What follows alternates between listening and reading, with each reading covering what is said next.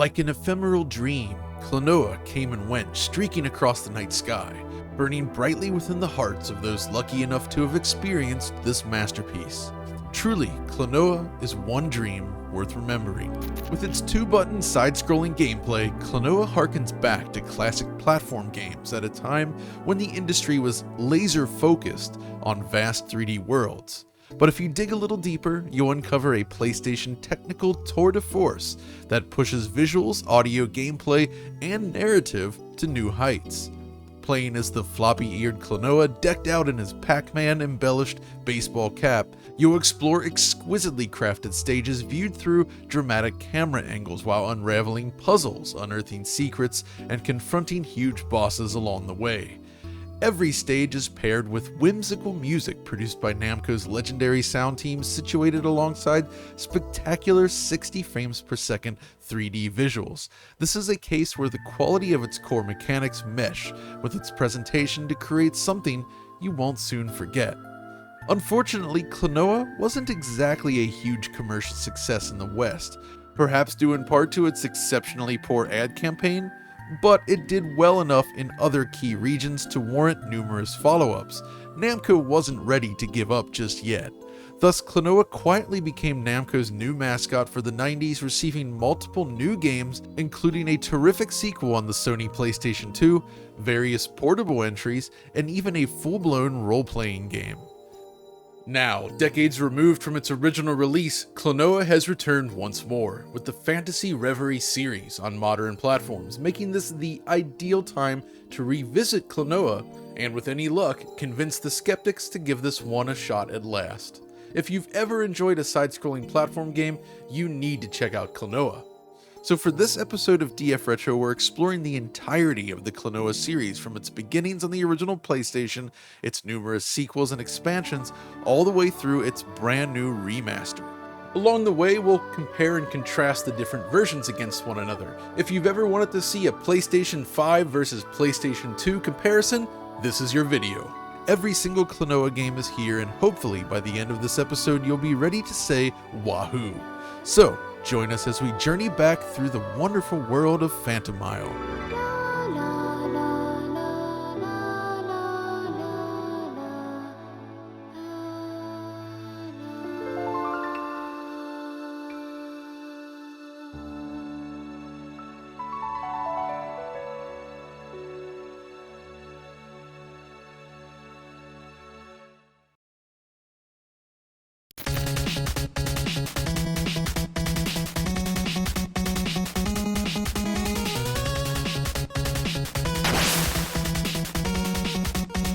In the late 80s, Tecmo unleashed Ninja Gaiden. Hard as nails, Ninja Gaiden captured the attention of 8-bit Nintendo fans around the world, and part of its appeal lies in its cinematic presentation. Between stages, players would experience the journey of Ryu Hayabusa as he made his way through the game. It's one of the first games of its kind to integrate such sequences directly into the gameplay. So what does this have to do with Klonoa, you ask? Well, it turns out that both Ninja Gaiden and Klonoa share the same director, one Hideo Yoshizawa, and there is a sense that Klonoa is a game designed to continue the work he started in the mid-80s in building a cinematic experience within a platformer game. It was the perfect time to do so. With the shift to 3D hardware capable of displaying 3D graphics, Yoshizawa and team were able to push this concept to the next level, both in terms of camera work, with a fully 3D camera system capable of cinematic angles and more dramatic shots, as well as in terms of storytelling. The platform in this case is none other than the Sony PlayStation. Launched in late 1994 in Japan, the PlayStation arrived not long after Yoshizawa had made the jump to Namco, where he worked first on Super Family Tennis, a 16-bit tennis game for Nintendo's Super Famicom. Namco has a surprisingly long history with tennis games. It's not something you typically associate with them, but dating back to the 80s, Namco produced a new tennis game every few years or so. And Super Family Tennis is a follow-up to Family Tennis for the Nintendo Famicom. Considering Yoshizawa's history at Tecmo, I've often mused over the learnings he took away from working on a game like Super Family Tennis. perhaps focusing exclusively on what amounts to single-screen gameplay, allowed him to rediscover gaming in its purest form. After all, before leaving Tecmo, Yoshizawa served as an executive producer and scenario designer on Radia Senki for the Nintendo Famicom, a story-driven role-playing game. Radia Senki in particular is an important project for Yoshizawa, as key concepts explored in this game would have a great influence on Klonoa itself. Certain character names and worlds created from the power of dreams served as a foundation for what was to come. By working on Radia Senki and Super Family Tennis, Yoshizawa was given the opportunity to explore both the narrative-driven world of role-playing games and the pure Twitch-driven realms of digital tennis. Prior to starting the Klonoa project, however, Yoshizawa continued to refine his craft at Namco, working on games such as Yu Yu Hakusho Tokubetsu Hen and contributing to the most excellent Wagyan Paradise, which by the way features artists that would eventually work on the Klonoa project as well. Perhaps these little guys are familiar. Around the same time, however, new possibilities had already opened up in the console space. Specifically, game consoles were now capable of displaying full 3D polygonal graphics, and the aforementioned PlayStation became the central focus of Namco's home development division. They quickly became one of Sony's strongest partners, delivering impressive conversions of popular arcade games right from the start. Ridge Racer, Tekken, Ace Combat, Smash Court Tennis, and more were immediate hits, showcasing both the power of the PlayStation hardware itself and Namco's prowess as a top-tier arcade game designer. But home consoles also afforded more diverse outlets beyond the arcade, and it's during this period that Klonoa first entered development. Alongside Namco's aforementioned arcade conversions, as well as new entries in the then newly released Tales of franchise, Yoshizawa and his team were given the opportunity to create something different. The opportunity to build an action game that takes advantage of the latest in 3D graphics technology while simultaneously restricting gameplay to the classic 2D formula, complete with streamlined 2-button controls. Furthermore, more than a decade removed from the world-famous Pac-Man, this represented an opportunity to create a new mascot for the 90s. Now, given the types of games Namco was producing during this era, a game like Klonoa might feel a little out of place, but remember, the Japanese arcade giant does have a strong history with platform games, including what I often refer to as the Land trilogy, consisting of Marvel Land, Mappy Land, and Wagyan Land. Though with 9 installments, the Wagyan Land series is kind of like 3 trilogies in one. More importantly though, there's 1983's Pac-Land.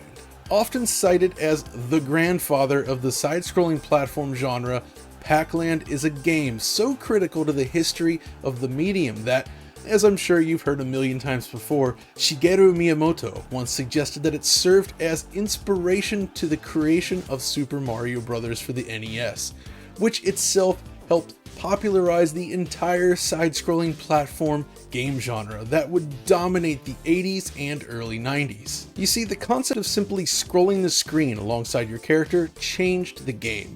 Earlier single-screen games such as Donkey Kong or Bomb Jack presented the entirety of each stage to the player, limiting the scale and scope of the challenge. Bomb Jack in particular is an interesting example, as the original arcade game received an NES sequel that shifted from single-screen action to a side-scrolling format. And this was the first credited game Yoshizawa had worked on. The key with this or any other side-scrolling game is that it expanded the scope of the world beyond a single screen. And as technology continued to evolve, developers sought to push these concepts further in new directions. 3D eventually opened the door for a completely new sort of design. Side-scrolling games expanded the world on the X and Y axis, while 3D allowed developers to expand into the Z axis as well. Now, Yoshizawa had experience in 2D game development, but this 3D technology opened new doors for him as well. You see, during development, games such as Bubsy 3D, or perhaps more importantly, Super Mario 64, arrived on the market, offering players full 3D movement. You could explore these vast 3D worlds and go anywhere you wanted. But Yoshizawa was not convinced. He instead wanted to retain tried and true side-scrolling gameplay while utilizing 3D graphics to enhance the sense of depth and place within each level. This style of game wasn't an entirely new concept, mind you. Games such as Pandemonium, also known as Magical Hoppers from Crystal Dynamics, exists, along with Sonic Team's Nights into Dreams, and Real-Time Associates' Bug had successfully played with these concepts. Well, maybe not so successfully in the case of Bug, but I digress. Each of these games exhibited one common limitation, however. They sacrificed performance in favor of creamy 3D graphics. With Klonoa though, the development team wanted to retain the full 60 frames per second of classic 8 and 16-bit platform games while still utilizing 3D graphics. A tall order for the day, but a noble pursuit all the same. The road to completion was long then. As we'd learn in an interview with OneUp.com years later, the design and themes of the game changed dramatically early in development. This stone figure at one point was intended to be the main character, complete with an entirely different set of game mechanics. But Yoshizawa wanted to avoid the darker aesthetic that had become popular during this era of gaming. Characters saw many changes during development as well. At one point, a rival for Klonoa was considered, as was a female companion, something we'd see in the second game. Not to mention completely different play mechanics, including using a chain attached to his collar as a primary attack instead of the wind bullet. The controls evolved too, as is common in game development of course. It was at one point a 3-button game, but Yoshizawa wanted to further streamline the controls down to just 2. Several key staff members commented that development was extended beyond the typical timetables they were used to and were relieved when the game finally crossed the finish line. That finish line arrived in late 1997 with the release of Kaze no Klonoa, Door to Phantomile in Japan. The following year, Namco published Klonoa in North America, while Sony Computer Entertainment Europe took the reins on its European release. With Klonoa now on the shelves then, it's time to delve into the world of dreams.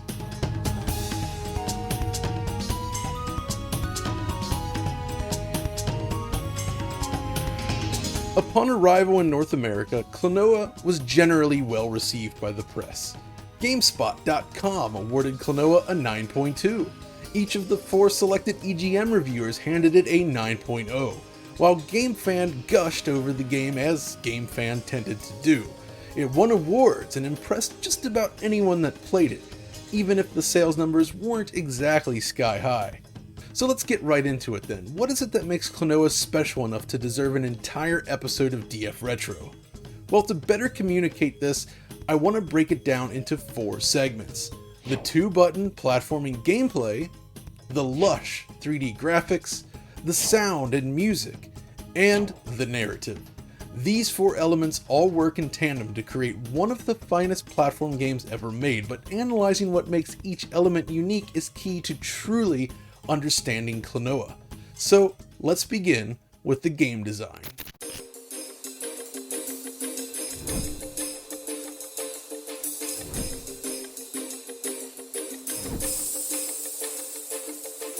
By the time that Klonoa arrived in 1997, it was clear that the developers at Namco understood what worked and what didn't when it came to a variety of game genres.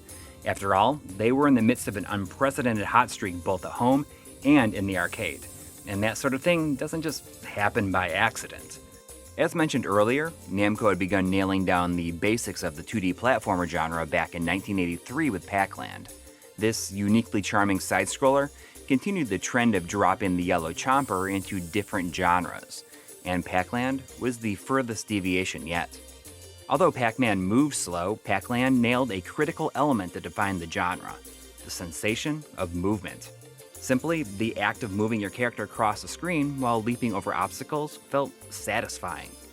Klonoa was the culmination of nearly a decade and a half of refining this feeling, and it's felt from the moment he leaps from the wooden stoop in front of his house. For some people, like myself, who were still coming to grips with analog stick movement and full 3D spaces, door to Phantomile's tight 2D gameplay felt like a warm respite from the uncertainty of accelerating gameplay evolution. Moving left or right across the stage, Klonoa's movements has a subtle inertia that feels nearly perfect even 25 years on. The first level teaches you the basics of movement naturally through gameplay. What is most curious is that there's some actual weight to Klonoa, the enemies, and the world that they inhabit.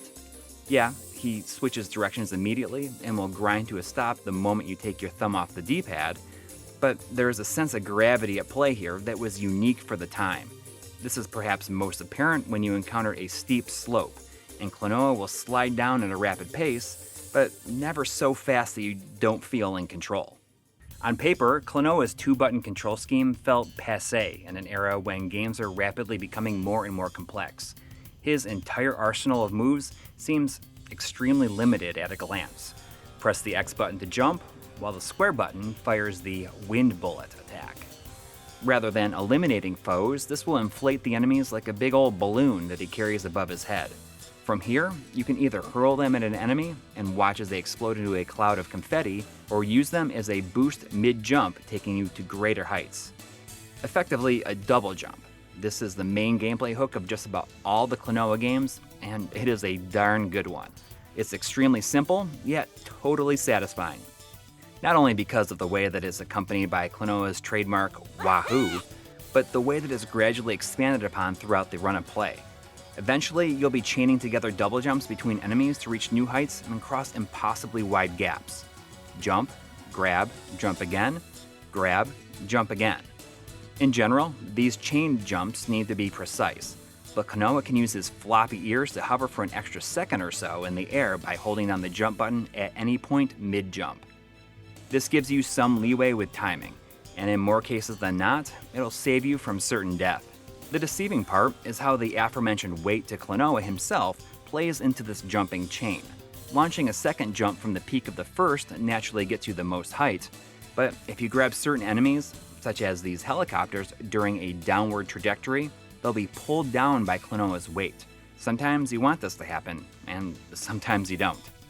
So using these double jumps in tandem with Klonoa's inertia and ear flutter, and you've got yourself a tried and true recipe for something that's much deeper than it looks. You know, if any aspect of this is disappointing, it's that the true potential of this core mechanic is only fully realized in the bonus level that you unlock by collecting each of the kidnapped Phantomilians in each level. And by the time you get to that point, you've basically done everything and seen everything that the game has to offer. The final aspect of the gameplay is the subtle addition of tapping up or down on the D-pad to face towards or away from the camera. Chucking enemies into the background and foreground can reveal secrets hidden in plain sight, and truly complements the perspective that the 3D graphics allow for. It simply makes the world feel so much bigger than it first appears to be, and is one of the many aspects that set Klonoa apart from other 2.5D platformers of the time.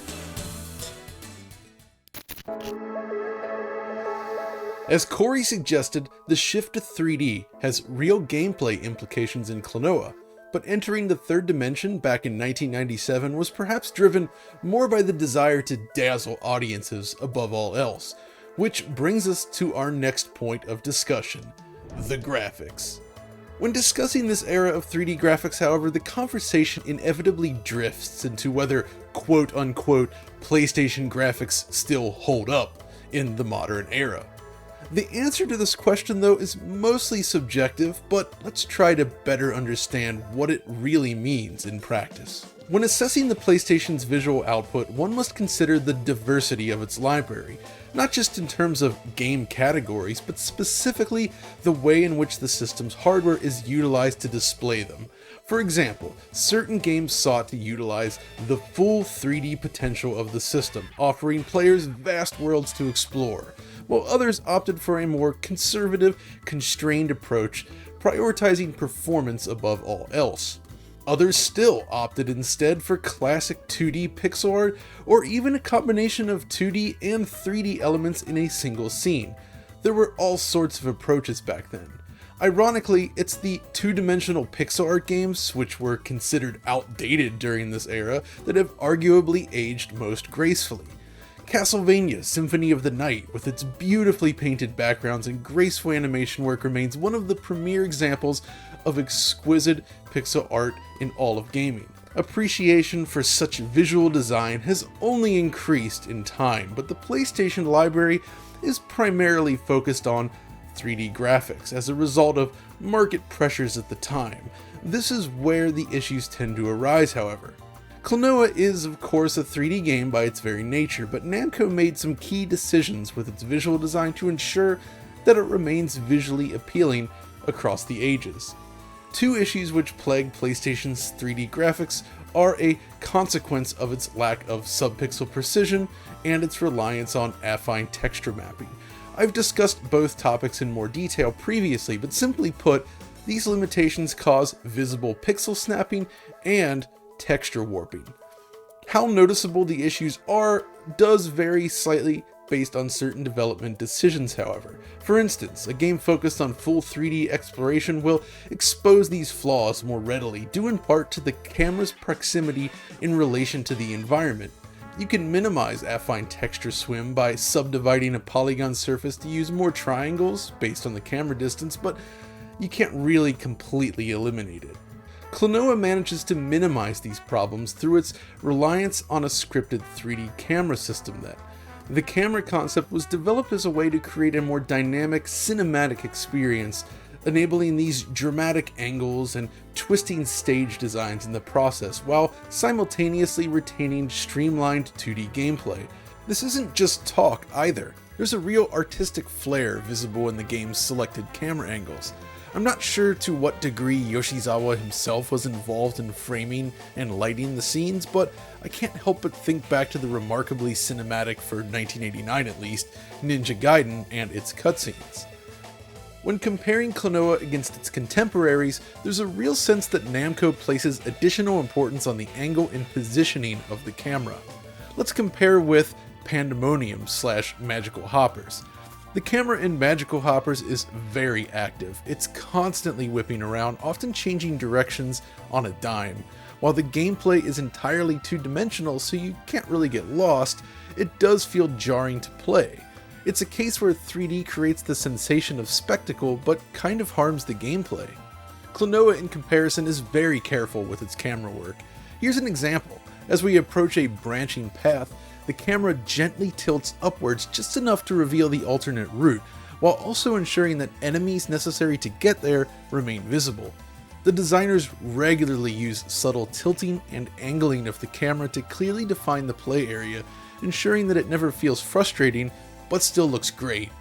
And that's really important to the overall visual design of the game. I especially love the camera angles used when transitioning between different areas. Klonoa is usually offset to one side of the screen or the other, with careful attention paid to lighting and positioning. Speaking of which, dividing the rooms up into different segments has real benefits in terms of overall level design. This is an area where Magical Hoppers really falls short, as each stage is presented as a gigantic singular entity. Most of the levels end up running together as a result, whereas Klonoa is very focused like a classic 16-bit action game. So you get this glorious 3D camera in Klonoa, yet it still plays extremely well. Check out the difference here in this first stage. Klonoa is positioned to the left of the frame, while the stage is laid out before you, gently curving around the mountain, revealing the way forward. Magical Hoppers, in comparison, points the camera directly towards the player. Information about the stage ahead is kept to a bare minimum, and it stays that way up until you reach the first platform. While it seems small on paper, this sort of attention to detail is what separates Klonoa from the rest of the pack when it comes to 3D camera placement. But of course, the camera system also has numerous technical benefits as well. Firstly, by maintaining full control of the camera position, stage polygon budgets can be more easily kept in check, as world visibility is completely predictable. Only areas visible from these specific angles need to be modeled by the artists or drawn by the PlayStation. I captured this shot using the Ray 1 map viewer, by the way. It's really cool, and it lets you take a closer look at all of the maps used in Klonoa. It even reveals cool things like this. The yellow line represents the path on which the player can move Klonoa.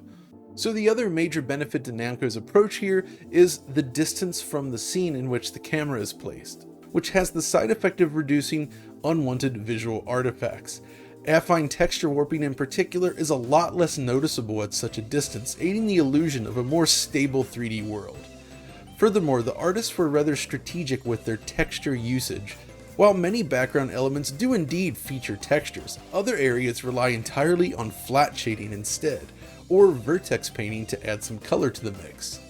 Speaking of vertex painting, the art team did a remarkable job bringing this world to life through color. Take this scene. Note the green glow visible along the base of the tower here. They're basically simulating the properties of light bounce. If we disable the textures, it becomes even more obvious. It's just a simple visual trick, of course, but it's really effective and very common on the PlayStation. Coloring the vertices basically allows the artists to light a scene without sacrificing precious memory. All these decisions work in tandem to minimize the performance impact of displaying each stage while producing visually pleasing results. It's one of the most visually stable 3D PlayStation games available. Of course, another decision made in favor of faster performance centers on the entities themselves. Characters, enemies, power-ups, and more. They're all displayed using sprite objects rather than polygon models. It's one of those decisions that was no doubt made in pursuit of 60 frames per second, but even still, I think it works rather well overall, even if sprites can appear somewhat pixelated at times. Of course, it is worth mentioning that larger characters and bosses are often rendered using polygons, so it's not entirely a sprite-based game. Fun fact, if you're playing Klonoa on a PlayStation 2, you can enable smoothing to slightly improve certain scaling artifacts related to the sprites. Interpolation helps smooth out the variable distance of the sprite from the camera. Unfortunately, while it does look better in some ways, it also introduces borders along the edge of each sprite as a result of the texture filtering. Another optimization trick involves the distant background itself. Everything beyond the stage bounds are rendered using bitmapped graphics that scroll and tilt along with the 3D scenery. Certain stages even feature old school parallax scrolling with the background layer. Note how the trees all scroll at different speeds in this scene. Everything is polished off with a grab bag of visual effects, including transparent pillars of light piercing from the scene above, a fleeting rain shower in the second stage, or gleaming particles forming beneath Klonoa's every step. When you combine each of these elements, you're left with a cohesive and beautiful whole.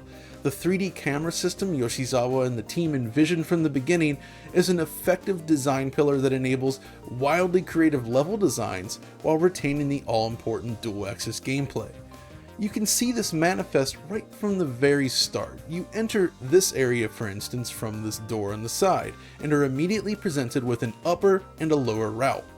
Rather than trying to cram all of this within a 2D space, however, the 3D nature of Klonoa allows the designers to essentially build mini challenges that can branch off in any and all directions. It's a perfect blend of 2D and 3D. Perhaps the most critical piece of this visual puzzle is the performance. Klonoa is a rare example of a 3D platforming game that manages to run at 60 frames per second on the original PlayStation. Yes, there are other examples, such as Tomba, but it's a rare feat indeed, and Klonoa is one of the very first games to pull it off. This is important since classic 8 and 16-bit games generally also run at 60 frames per second, so if they wanted to capture that feel, they needed to hit this target. That said, returning to the game in the modern era does reveal one minor caveat. Look closely along the top of the screen and you might spot some torn frames on occasion. Yes, Klonoa drops vertical sync when the frame rate drops below its target. A small trade-off that you may not have even noticed, but it demonstrates the challenge in hitting the 60 frames per second target on a PlayStation. The key here is that Klonoa's gameplay is perfectly complemented by its visual design. The two coexist in perfect harmony. A sluggish frame rate or poorly drawn 3D graphics could have spoiled the experience, but instead we are treated with the benefits of 3D while retaining the fluidity of classic platforming games. It's marvelous. But our third design pillar is every bit as important when it comes to building a world-class platform game, and that is the audio.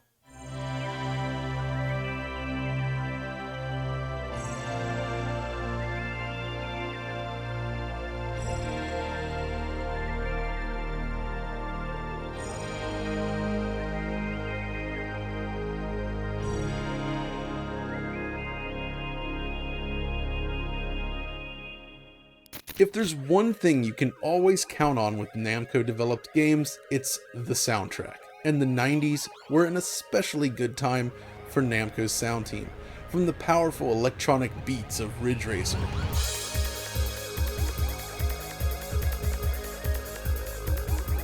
the atmospheric tunes of Tekken 2,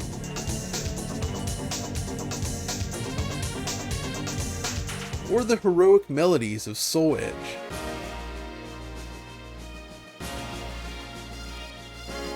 Namco's stable of musicians always deliver the goods, and this holds true for Klonoa as well.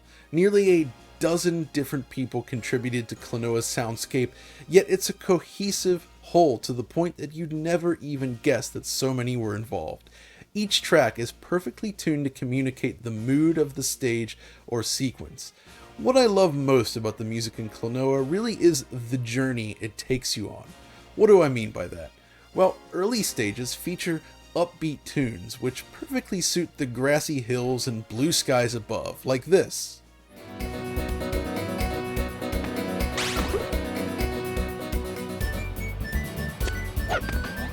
But as you progress, the music takes a turn for the melancholy, perfectly encapsulating the struggles faced by Klonoa and Hupo.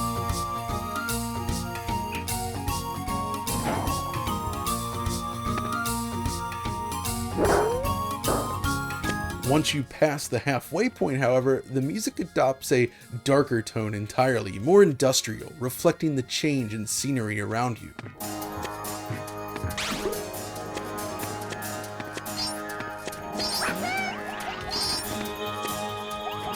The final acts then veer into more deeply atmospheric shades, with electronic piano notes piercing the dreamy ambiance.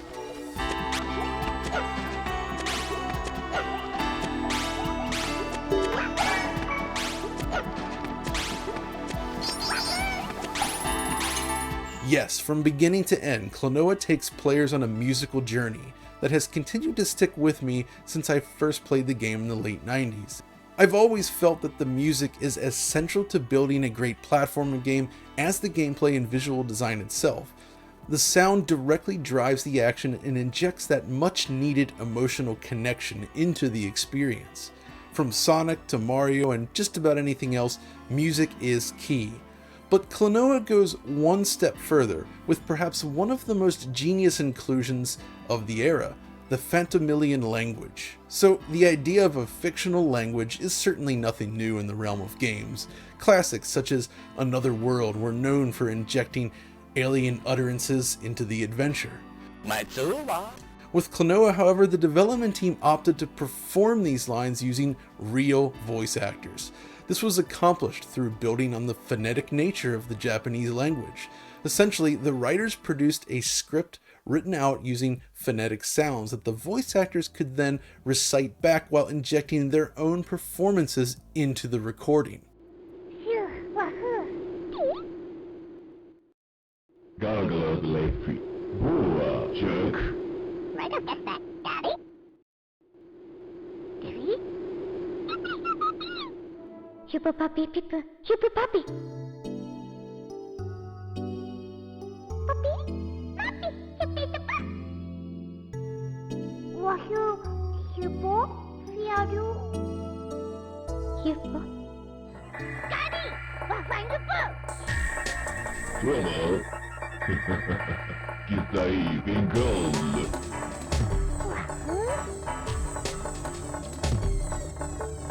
Sim, kids both made. Algi the world. Who better income once?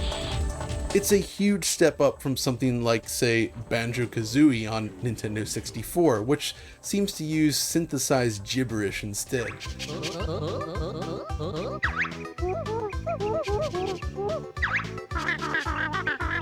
Klonoa's voiced lines may not represent a real language, but they are performed as if they were, and that's the difference. There's real acting and emotion behind each and every line. An impressive feat indeed, and something that they would expand greatly upon for the sequel. Technically, however, these voiced lines are stored using a relatively low bitrate, resulting in rather muffled playback. The music, however, uses the PlayStation's XA format in comparison, which does sound excellent even now. So when considering these three elements together, the gameplay, visuals, and the audio, you have the key ingredients for building a top-tier platform game. All of the best platformers excel in these areas, and Klonoa is no exception. The final design pillar, however, is one which doesn't often factor into this genre, but serves as one of its defining features in this case. It's the narrative.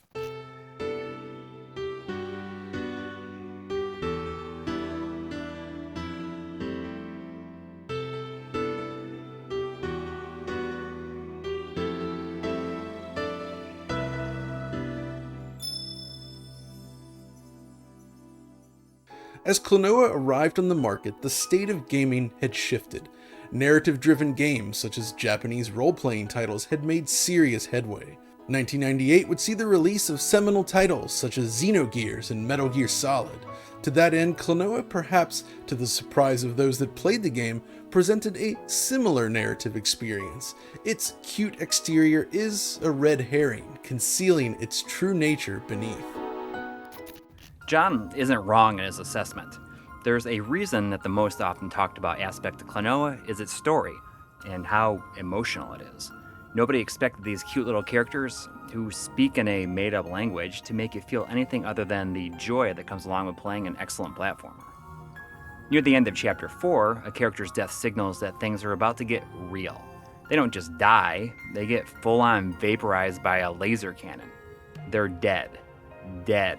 And they ain't coming back. It's at this moment that Klonoa's innocence is lost, and his screams of pain and anguish make you feel for him in a way that many had not really experienced outside of an RPG. In a way, the story and the way that it's told is more akin to a classic Japanese RPG. Klonoa travels across the world, meeting allies from different regions, and story beats happen throughout each chapter, not just at the start and finish. By the time that you reach the climax, you feel like you've seen every ecosystem that the world has to offer, and have gotten to know the characters who live in them. I'm reminded of the final battle in Final Fantasy IV, when all the characters that you've connected with on your journey come together in the most desperate moment to help you win. It's magical stuff. Without a doubt, one of the biggest factors aiding in the storytelling is due to the absolutely captivating FMV cutscenes. There's only 3 of them throughout the entire game: the intro, a short middle segment, and the ending. By 1997, nobody else in the video game biz could even dream of competing with the level of CG animation that Namco was consistently delivering. Just compare some CG from Tekken, which was released only 3 years before Klonoa. Sure, Squaresoft had just entered the fray, but they had some catching up yet to do. When I mention that people talk about how emotional the game is, it's almost entirely because of the ending. The ending works because of how every element comes together seamlessly. The music, the voices, and of course the main character's attachment to each other. If you didn't know it was coming, whether by word of mouth, internet forums, or YouTube videos, then chances are you're going to remember it forever. It ranks as one of my favorite endings of all time since I first played it in 1998.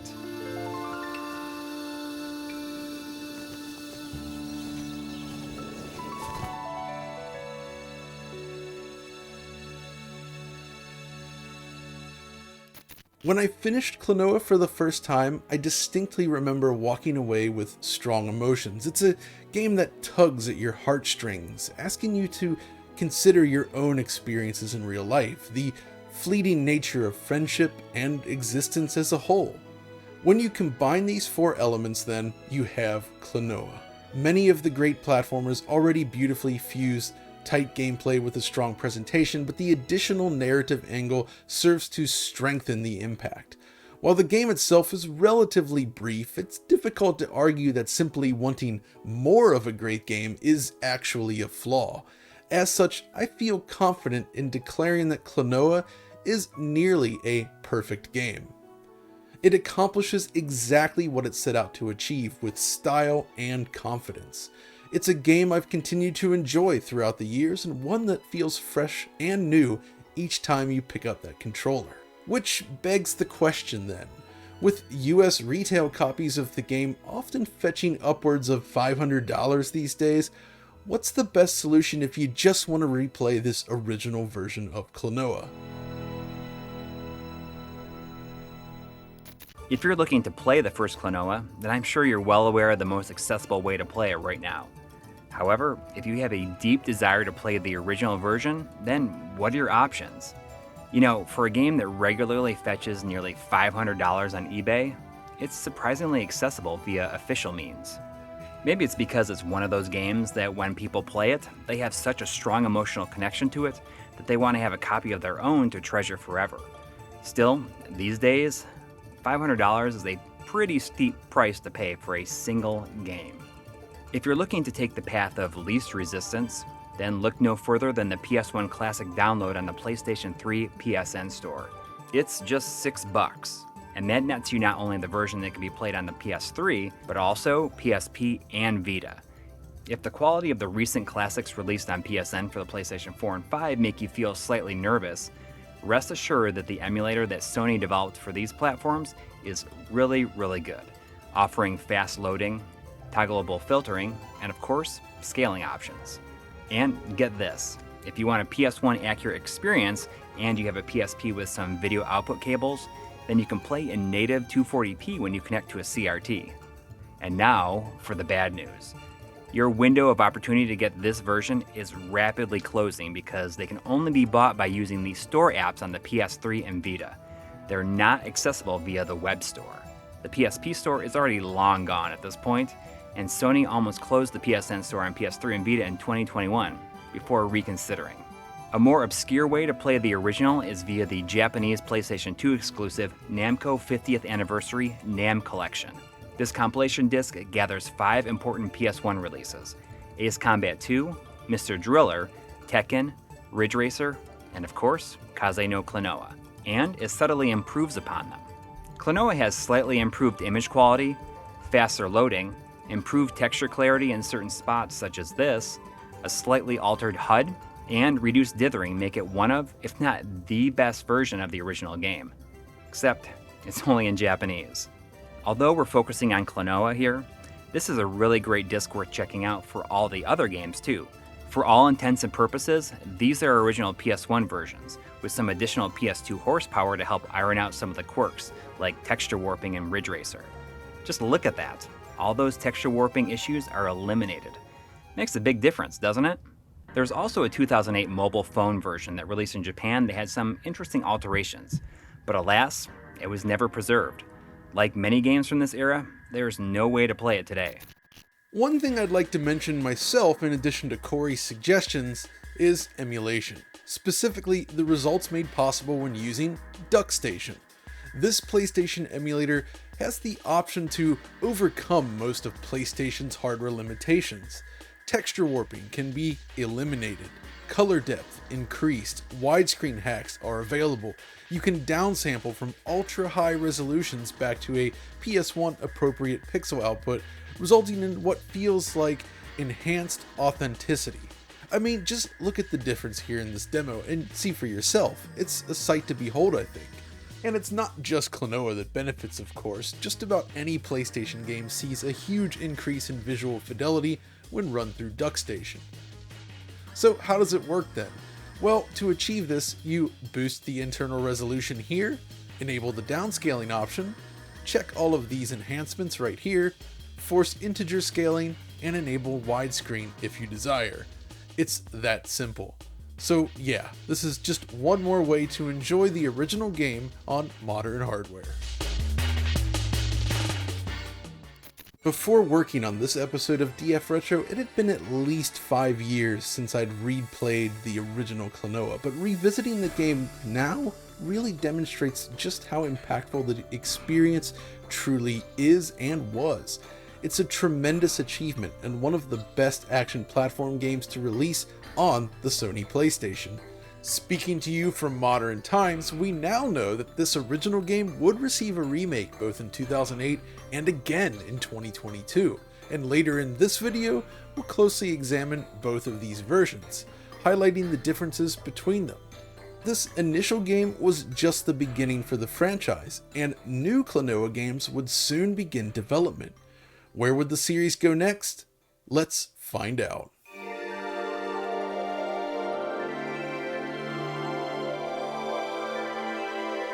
March 1999, Bandai unleashes a new portable console, the WonderSwan. Developed in part by the late Gunpei Yokoi, architect of the Nintendo Game Boy among many other things, the WonderSwan is built on many of those same principles. Low-cost yet effective hardware capable of delivering good enough experiences while offering exceptional battery life in the process. The design taps into the colored translucent era of plastic seen in the late 90s and would receive multiple revisions over the course of its lifetime, including 2 color variants. The original WonderSwan could only support 8 shades of gray, however. While never released outside of Japan, Bandai found moderate success with the Swan in Japan, and major publishers including Namco and Squaresoft were eager to develop for the new system.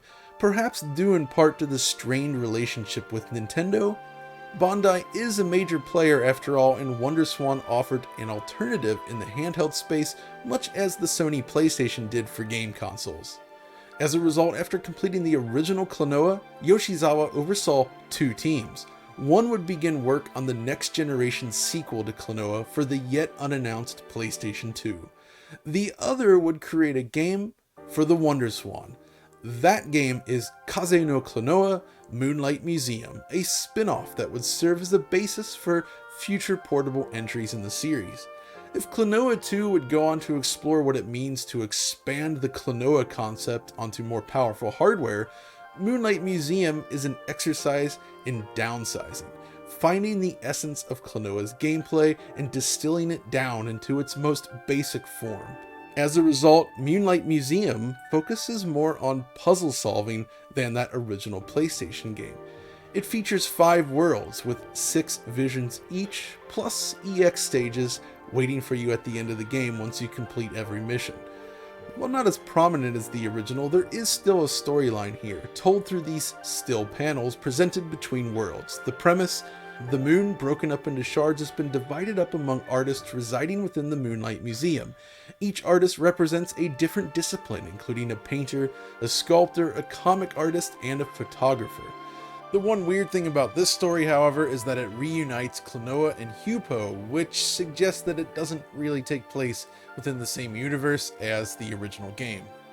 The core mechanics, however, retain the Klonoa basics.